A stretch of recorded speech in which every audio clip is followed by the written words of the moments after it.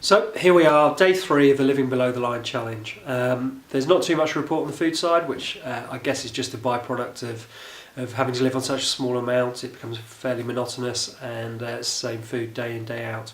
So instead, I'd just like to say a few words about the charities that are going to benefit from the event that I'm taking part in.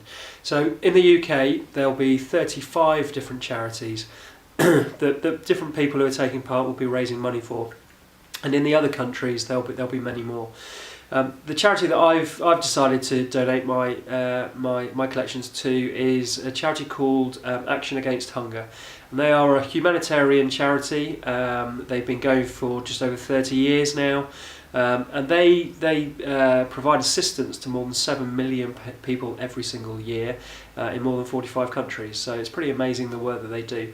The type of areas that they work in, specifically they're focused, I should say, on addressing childhood malnutrition and childhood hunger. So having had 2 young children myself, that was an area that was particularly dear to my heart. So the areas that they work, the first thing I guess they do is they provide feeding programs to those that are in dire need of it. So whether that's because there's been a natural disaster or some conflict, or they're in a chronic area of food insecurity, they will pull together the resources to get food out to those people so that they can at least get a meal inside them, which is obviously fantastic.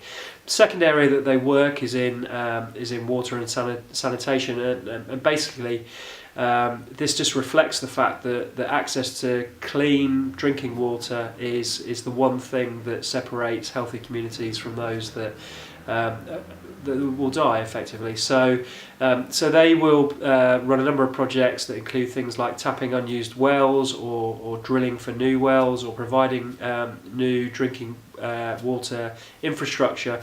And also providing training and education programs to those local communities so they can maintain that and they understand the importance of keeping that source of water clean. And then the third area is about food insecurity itself. So this I guess just recognises the fact that just sending out food parcels to people is never going to address food poverty in the long term.